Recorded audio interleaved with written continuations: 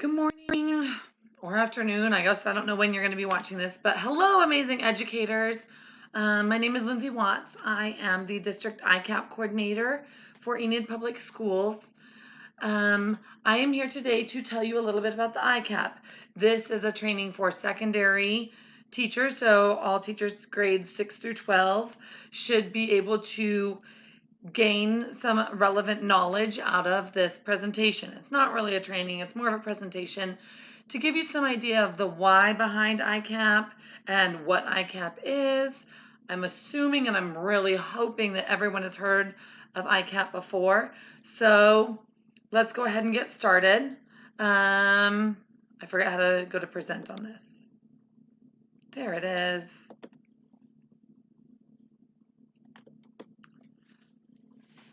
Okay, let me tell you guys a little bit about my vision for ICAP and why I have a vision for it, I guess. I want to tell you why I am so passionate about it. The ICAP is a way for us to get kids to really pursue something, to set goals, to be passionate in their pursuits of their goals, to make connections between what they're doing in their classroom and what they're going to end up doing for life after high school. And I try and connect everything I do in my class to life after high school, life after middle school. One way I do that, for example, is a student walks into my class late. It's not about them coming late to my class. It is, but I try and connect it to life after high school. Hey, come on, Johnny, you got to be at class on time.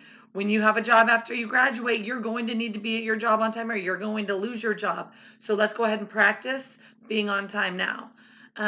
Making those connections I found really helps the kids understand the why behind me harping at them for doing X, Y, or Z. In addition to me helping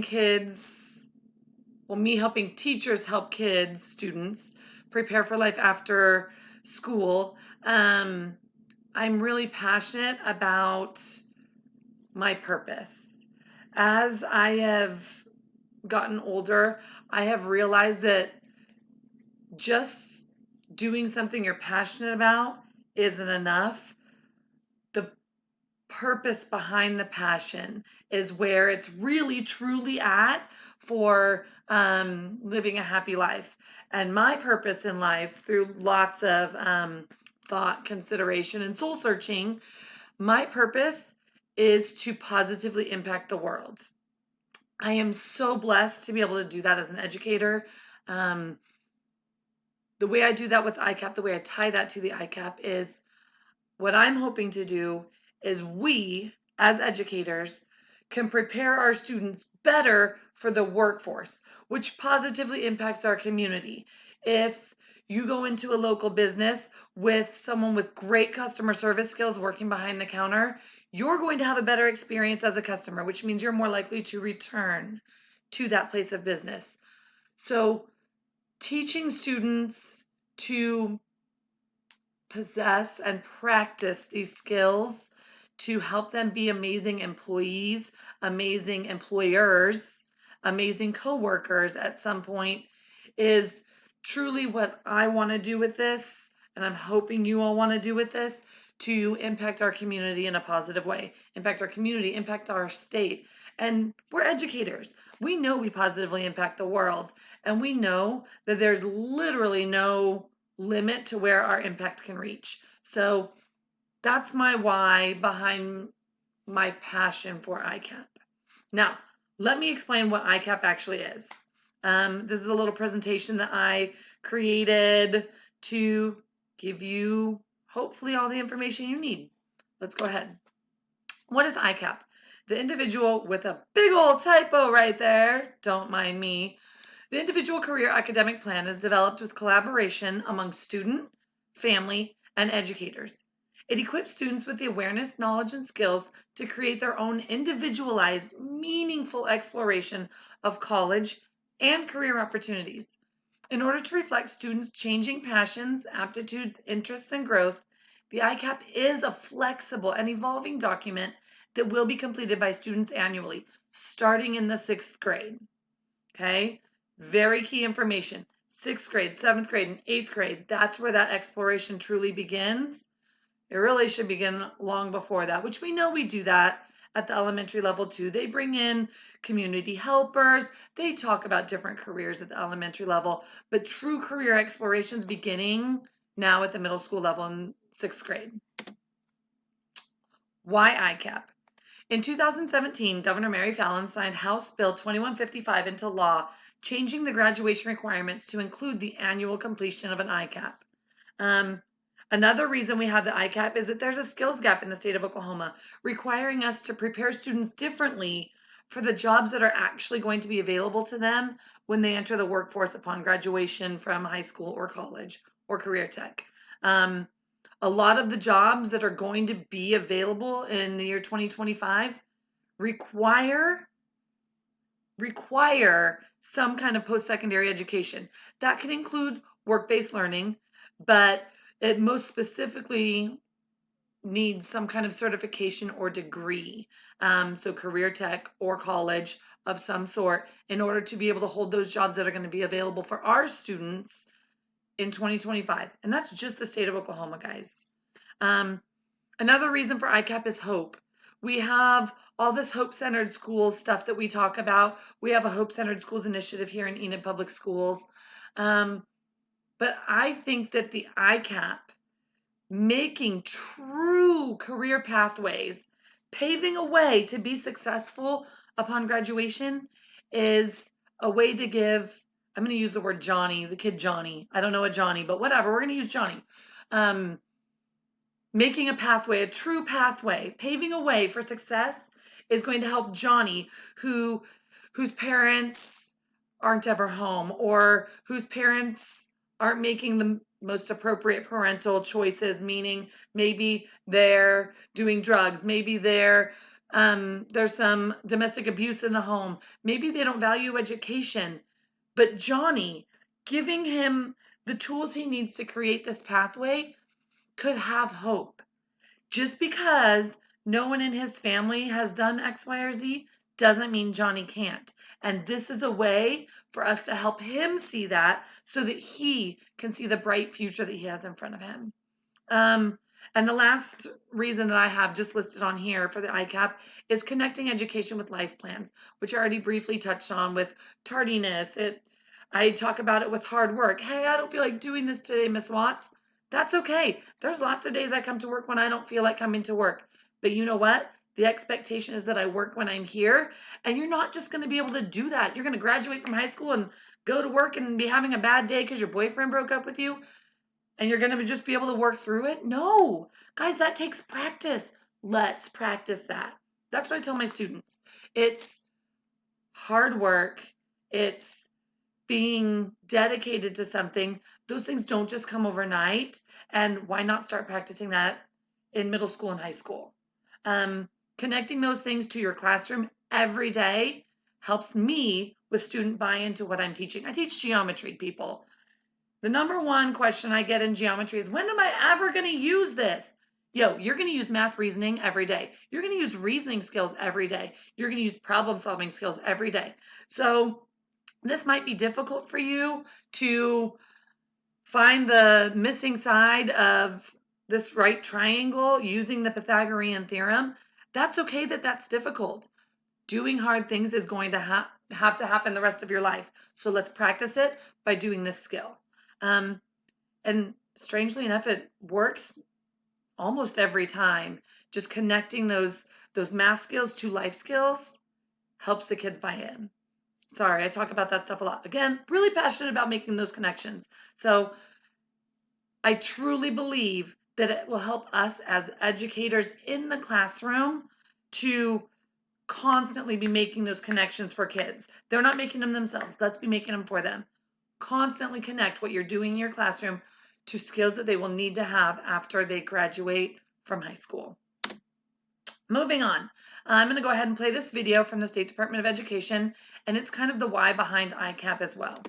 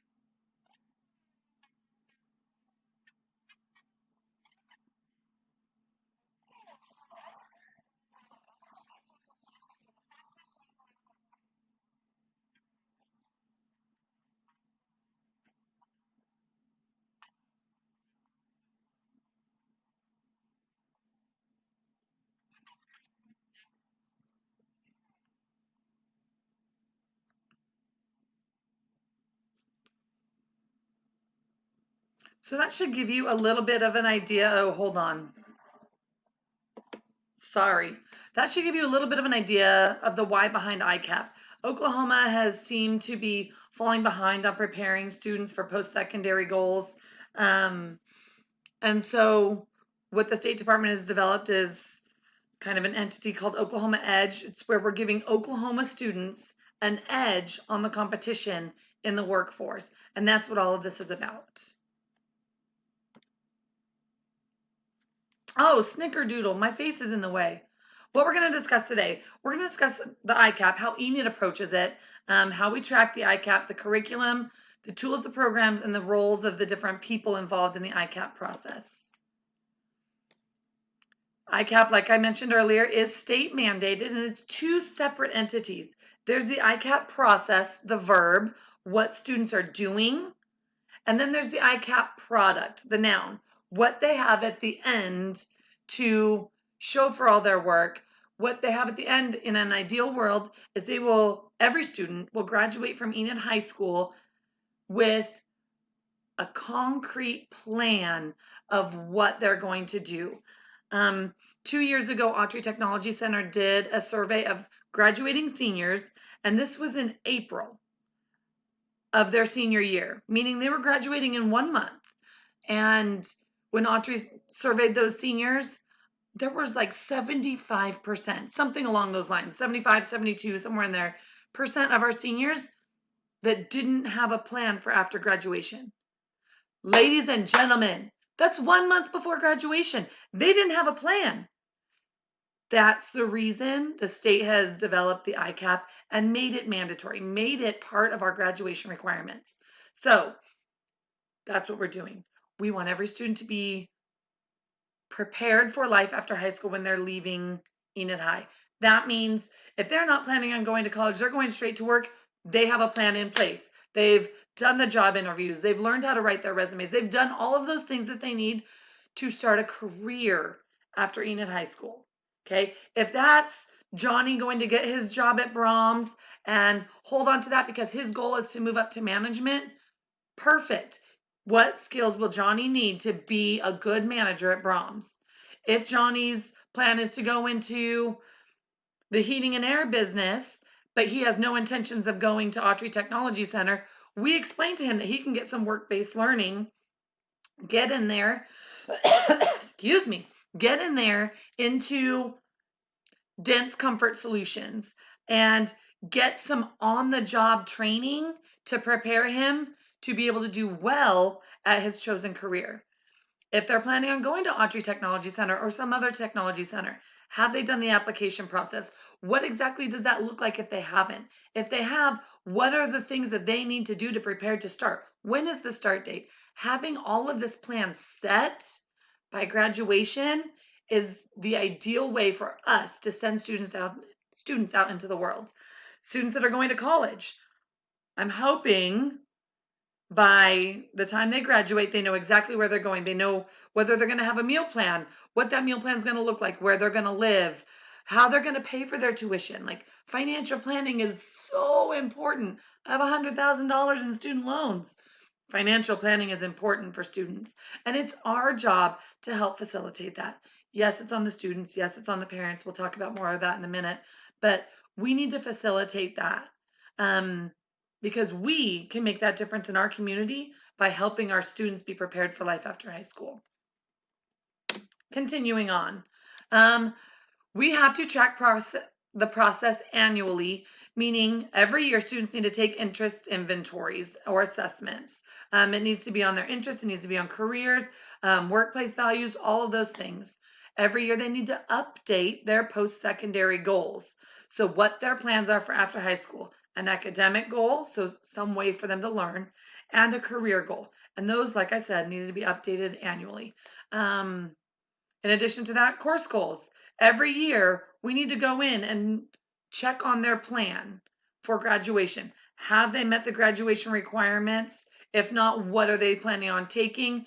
If they're planning on being a veterinarian, maybe we should discourage them from taking art again if they're not planning on pursuing a career in art and they haven't taken an additional science course. Nothing against art, but our courses according to the ICAP, should be in line with preparing students for their post-secondary goals. So it's our job as educators to make sure that we help facilitate that. And then every year we have to update academic progress. That means them checking their transcripts, doing a grad check sheet, and updating their graduation check sheet with the grades that they've received since last year when they did it. This also includes putting in assessment scores like ACT, pre-ACT, those science and US history scores at the high school level. We won't probably do a lot of that at the middle school level, so you guys are off the hook on that because I want the middle school to be truly about exploration. Every year we have to track our progress and we turn it into a regional accreditation officer. It's part of that end of the year report for administration. The way we're going to be tracking everything is in OK College Start.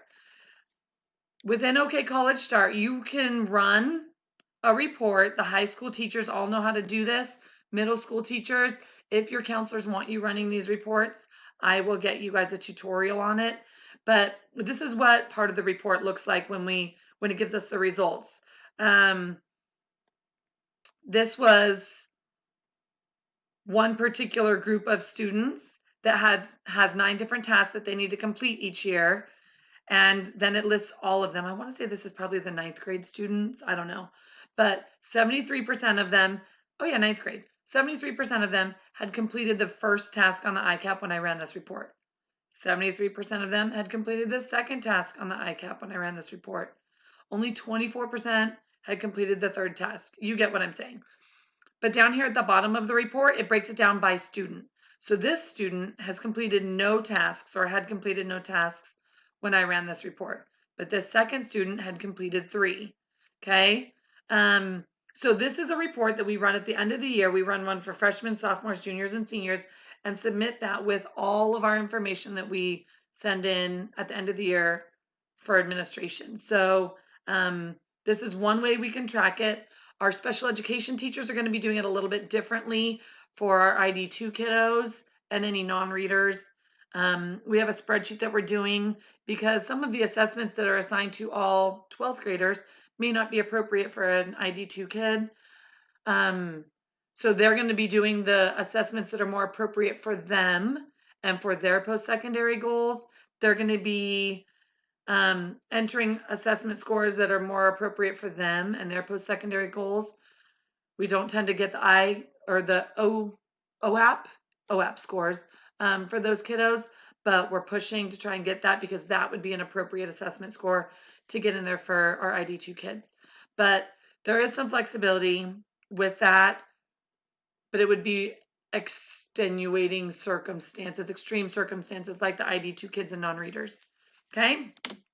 But anyway, it's tracked every year. So our approach for Enid public schools is we have a goal, we have to have a strategy, and we have to have some tools, right? Let's start with the goal, right? Before we do anything, we have to have a goal in mind. Our goal with the ICAP is to guide all students through systematic, student-driven career exploration that's integrated into every course, culminating with students producing a detailed plan to pursue each of their top career choices. Choices, another typo, sorry. So anyway, it starts with career exploration, where this whole process should be student-driven, parent-supported, and teacher-guided. This is a vessel with a slow turn, meaning first we need to get students on board, then we need to get parents on board. We're already on board because we're educators and we're amazing, and we all believe in doing what's best for students and our community. So ICAP is where it's at. Okay, so we have career exploration. Now let's talk about strategy. Our strategy behind this is our curriculum, right? At the middle school levels, we're going to really focus on career awareness. 6th grade, 7th grade, 8th grade. Career awareness, career awareness, career awareness. Those talks should be happening in every class as often as possible. There are so many jobs that exist in the world that students don't even know about. They're not aware of them. Someone, for example, a teacher at Enid High has like a niece or a cousin. I don't remember what it was, but they're the person that puts the music in video games. That's someone's job. our students don't even realize that that's a thing. Like they hear the music, but they don't even realize that that's literally someone's job is to pick the music to go in video games or movies or whatever. So, sixth grade, seventh grade, eighth grade, really focusing on being aware of different careers that are available. Teacher guided. Students aren't just going to be like, oh, hey, let me Google search some rare jobs, rare careers. That's going to be very teacher guided and integrated into every course. The high school curriculum is going to be 50% self-exploration and career thought, and then 50% career exploration, meaning they're learning about themselves. They're also learning about careers. In fact, at the middle school level, we're doing the same thing. I think that there's some interest stuff that the kiddos do per Autry Technology Center. We have partnered with them a little bit in determining which assessments we want students to be taking, especially the 8th grade level and the 10th grade level, since that's where Autry does their things with us. That's where they partner. So 50% self-exploration and career thought. That's where we do career assessments, self-assessments, interest inventories. We can play Road Trip Nation. If you haven't explored that at all, explore that. Do that with your students. And then we have some district created lessons. I know that at the middle school level, you guys are rocking and rolling in advisory classes where you do lessons that aid in career exploration and career awareness. At the high school level, we have a course that's an advisory course called Vision Seekers, and we're doing the same thing. We utilize that time for some SEL instruction, ICAP completion, career exploration, class meetings, administrative tasks, all that kind of stuff. So you guys are doing that at the middle school level too. Just keep rocking and rolling with that, with those plans that you guys have created. The career exploration should be student driven. We as a district are using okcollegestart.org. And like I said, we're going to be using those district created lessons for the career exploration as well as the self exploration. Next, we have the 9th grade. We have career exploration as our true focus as 9th grade. So we'll be doing some broad exploration of every career cluster. There's 16 different career clusters, and students at the 9th grade level should be exploring all of them. They're gathering information to make an educated career choice when the time comes.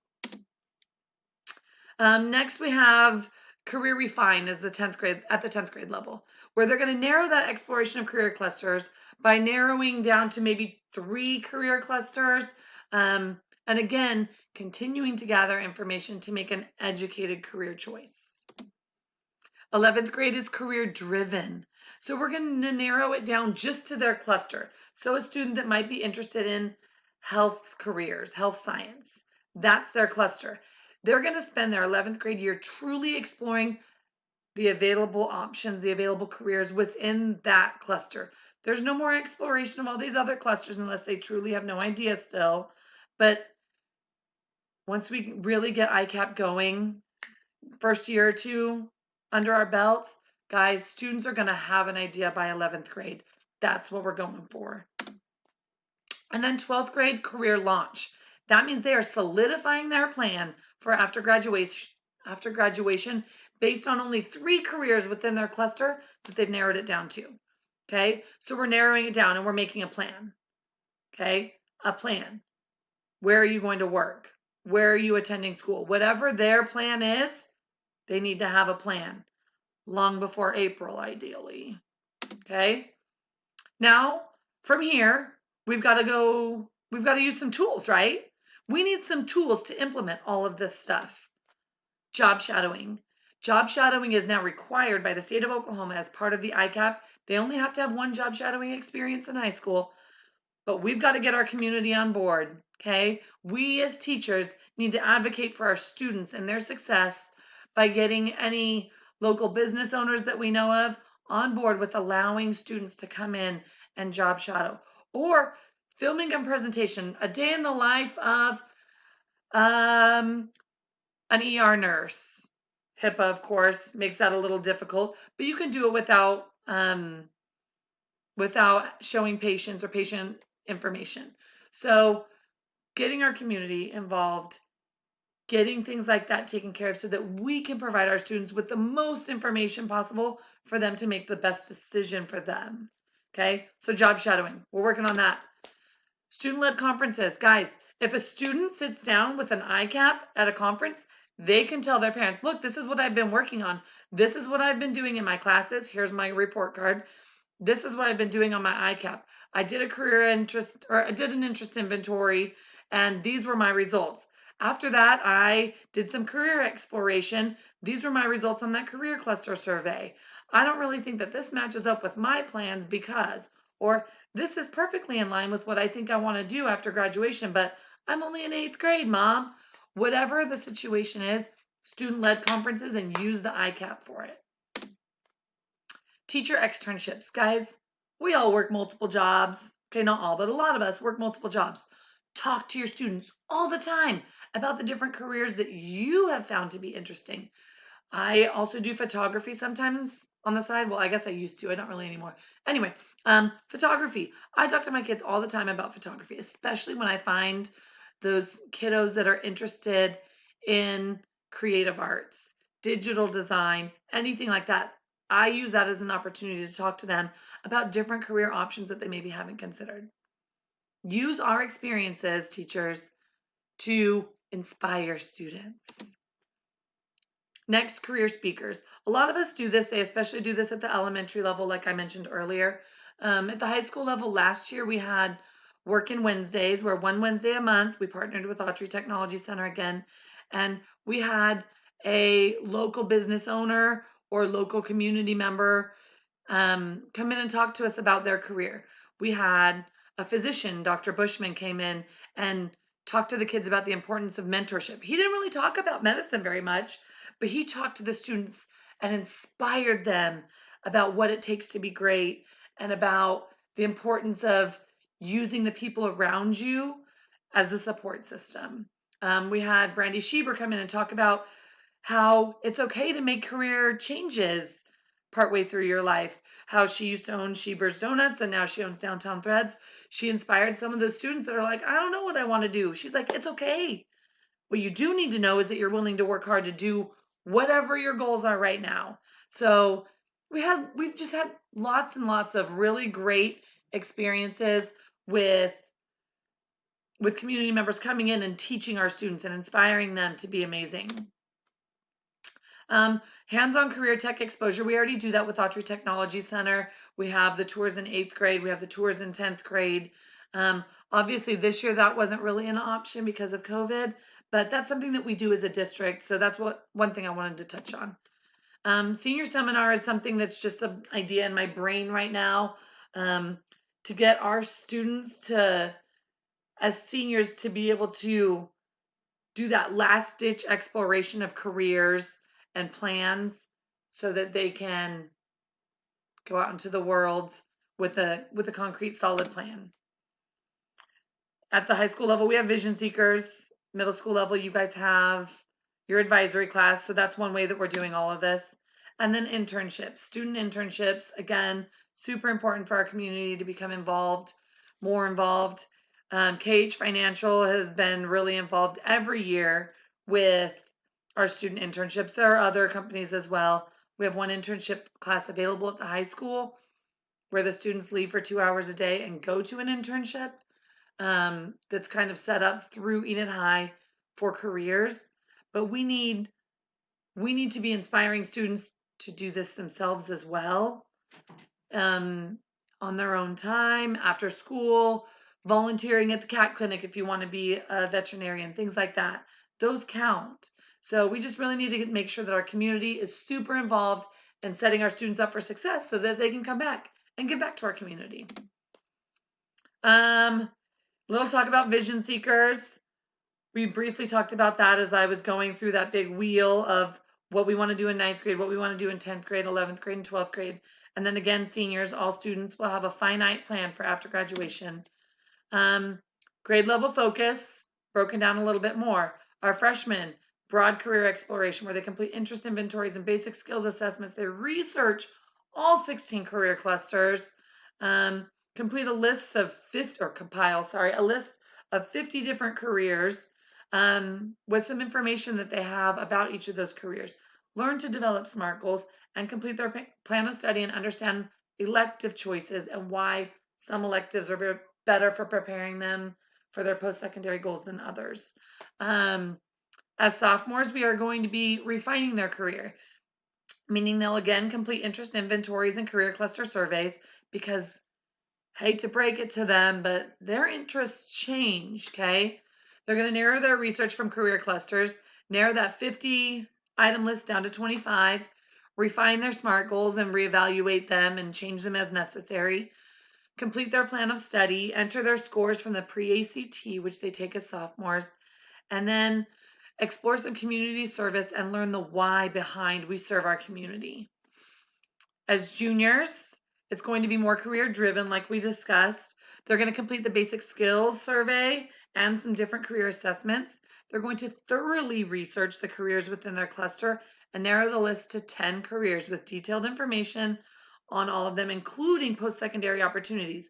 Meaning, I might want to pursue a career in nursing. They also not only do they need to pursue like what that means, like they're going to have to get some kind of certification. They also need to find where. What programs are around us? Like I know I want to stay in the Enid area. Where can I go to school to get the certification to become the nurse that I want to become? Or I know I want to move to Houston because my best friend lives there and we've been talking about it for years. Okay, that's awesome.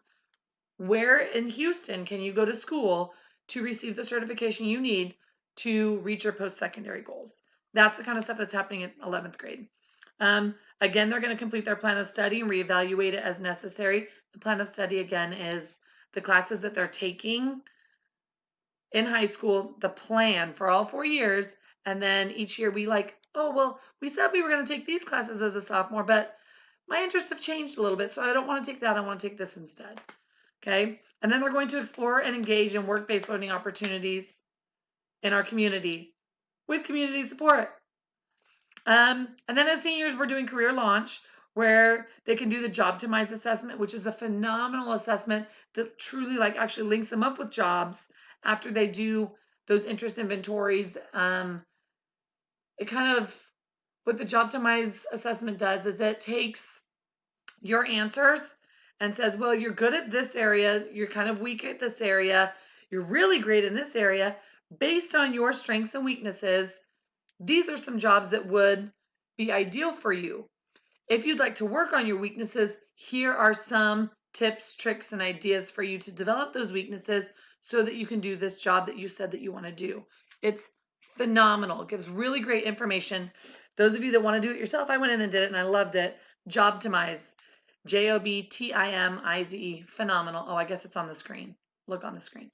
Okay, they're going to refine their career list to 3 careers, develop a plan for all 3, meaning if they're going to go to college, they've done the FAFSA, they hopefully by sophomore year, they've done the Oklahoma Promise application. They figured out everything that they need to figure out to be ready to attend that school.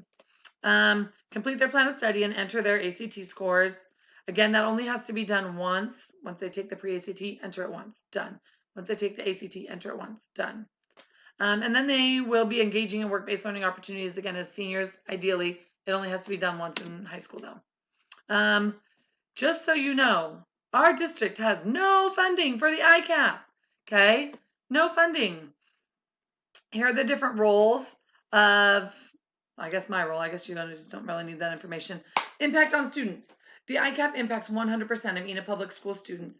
Graduates will leave with more than a path. They leave with a plan.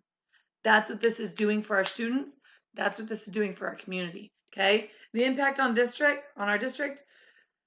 In an ideal world, we become that 6A school to be. We become what everyone else wants their districts to be. We have so much success with our students after graduation. The other districts are looking at Enid and saying, what are they doing? What are their teachers doing? How amazing are their educators that these kids are being so successful after they leave their school? Guys, we are capable of this. And I'm so excited. Sorry. Okay. So what's the key to success with the ICAP? Teacher buy-in and community buy-in. Teachers, You have to be passionate about what we're doing with this. You have to be passionate about the impact it can have on our community. You have to be passionate about the impact it has on students in order for students to care. You have to be able to make that connection for them. You have to love what you are doing, knowing that your efforts are going to impact the future in a positive way, impact our community in a positive way, impact possibly your future medical care in a positive way. Okay?